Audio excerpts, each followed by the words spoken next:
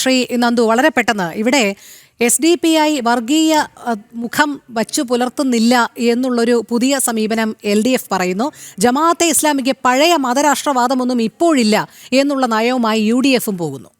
അതായത് എൻ്റെ പ്രിയപ്പെട്ട കോൺഗ്രസിൻ്റെ സുഹൃത്ത് പറയുന്നത് കേട്ടാൽ ഒരു വല്ലാത്തൊരു ആശങ്കയാണ് എനിക്ക് തോന്നുന്നത്. അതായത് ജമാഅത്തെ ഇസ്ലാമി അതുപോലെ തന്നെ SDPI പോലുള്ള സംഘടനകൾ മതരാഷ്ട്രവാദം ഉപേക്ഷിച്ചു എന്ന് പറഞ്ഞാൽ അണ്ണാൻ മരം കയറ്റം മറക്കുന്നത് പോലെയാണ്. അതായത് എത്രയൊക്കെ നമ്മൾ കൊണ്ടിട്ടാലും അവരാ പണിയെടുക്കും.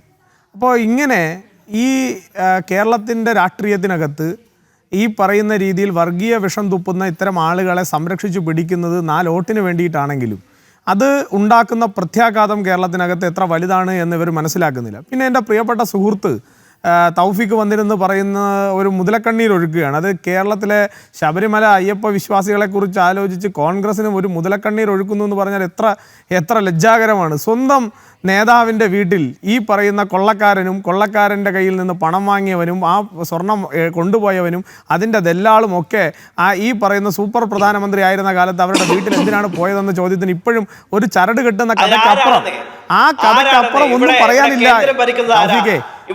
മാന്യത കാണിക്കും. ഞാൻ നിങ്ങൾ പറഞ്ഞ ചോദ്യം ചെയ്തല്ലോ, എന്തെങ്കിലും കിട്ടിയോ? അല്ല, നിങ്ങളുടെ ED ചോദ്യം ചെയ്തല്ലോ, എന്തെങ്കിലും കിട്ടിയോ? എന്തെങ്കിലും പറഞ്ഞു പോകരുത്. ഇങ്ങനെ ഇടപെടുക എന്നുള്ളത് എല്ലാവർക്കും സാധിക്കും. ഞാൻ അത്തരത്തിൽ ഇടപെടുന്ന അമാന്യമായിട്ടുള്ള പ്രവർത്തനം ഞാൻ കോൺഗ്രസിന്റെ രാഷ്ട്രീയമല്ല വേറുന്നത്, ഞാൻ BJPയുടെ രാഷ്ട്രീയമാണ് വേറുന്നത്. അതുകൊണ്ട് തന്നെ എനിക്ക് എതിരാളികളോടും മാന്യമായി പെരുമാറാൻ അറിയുന്ന ഒരു രാഷ്ട്രീയ സംസ്കാരമുണ്ട്. അത് താങ്കൾക്കും താങ്കളുടെ പാർട്ടിക്കും ഇല്ല എന്നുള്ളത് എനിക്ക് വ്യക്തതയുണ്ട്. പക്ഷേ നിങ്ങൾ ഒരു ചർച്ചയിലിരിക്കുമ്പോഴെങ്കിലും ആ ഒരു മാന്യത കാണിക്കുന്ന ഒരു പരിതസ്ഥിതിയിൽ, ഒരു മാനസികാവസ്ഥയിലേക്ക് താങ്കൾ വരണം. ചെറുപ്പക്കാരൻ എന്നുള്ള നിലയിൽ താങ്കളോടുള്ള ഉദ്യോഗമാണ്. ഇനി നിങ്ങളുടെ സൂപ്പർ പ്രധാനമന്ത്രി ആയിട്ടുള്ള സോണിയാഗാന്ധിയെ എന്തിനാണ് ഉണ്ണികൃഷ്ണൻ പോറ്റി കണ്ടത് എന്ന് നിങ്ങൾക്കൊന്ന് വിശദീകരിക്കാമോ? എന്തിനാണ് നിങ്ങളുടെ സൂപ്പർ പ്രധാനമന്ത്രി ആയിട്ടുള്ള സോണിയാഗാന്ധിനെ ഈ പറയുന്ന ഉണ്ണികൃഷ്ണൻ പോറ്റി കണ്ടത്? ഒരു ചരട് കിട്ടാനെന്നല്ലേ നിങ്ങൾ ഇപ്പോഴും പറയുന്നേ? അതിനപ്പുറത്ത് നിങ്ങൾക്കൊരു വാദമുണ്ടോ? എന്തിനാണ് നിങ്ങളുടെ ഈ പറയുന്ന 2 MP-മാർ അടൂർ പ്രകാശും അതുപോലെ തന്നെ ഈ പറയുന്ന പത്തനംതിട്ടയിലെ MP-യും എന്തിനാണ് അവരെ അവിടെ കൊണ്ടുപോയത് എന്ന ചോദ്യത്തിന് നിങ്ങൾക്ക് മറുപടി ഉണ്ടോ?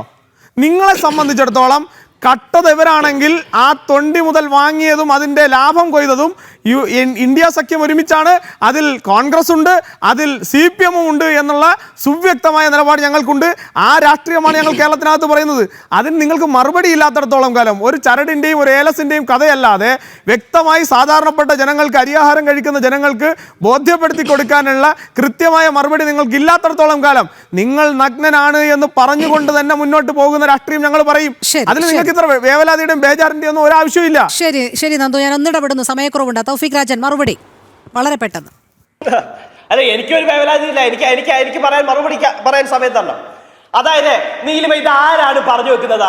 ഇവിടെ ED അടക്കം അവർ പറയുന്നത് പോലെ പ്രവർത്തിക്കുകയും ചെയ്യുകയും അനുസരിക്കുകയും ചെയ്യുന്ന, അവർ ഇരിക്കാൻ പറഞ്ഞാൽ മുട്ടിലെറിയുന്ന രാഷ്ട്രീയം പേറുന്ന കേന്ദ്ര അന്വേഷണ ഏജൻസികളുണ്ടല്ലോ, അവർ പലകുറി ചോദ്യം ചെയ്ത സാഹചര്യം ഉണ്ടായല്ലോ. എന്തെങ്കിലും കിട്ടിയോ? നിങ്ങൾ അന്വേഷിക്കുന്നത് കേന്ദ്രം ഭരിക്കുന്നത് ഞങ്ങളല്ലല്ലോ, കേന്ദ്രം ഭരിക്കുന്നത് സംസ്ഥാനം ഭരിക്കുന്നത് ഏതെങ്കിലും തരത്തിൽ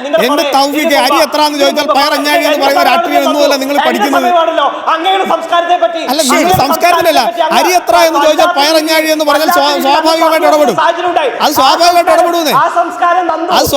ഇടപെടും.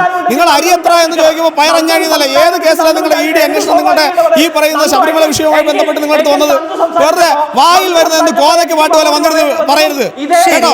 തൗഫീഖേ, ഒരു നാവില്ല, എന്താ എല്ലില്ലാത്തൊരു നാവുണ്ടെന്ന് പറഞ്ഞ് വരുന്നതെന്തും കോതയ്ക്ക് പാട്ട് പോലെ വന്നിരുന്ന് പറയരുത് കേട്ടോ.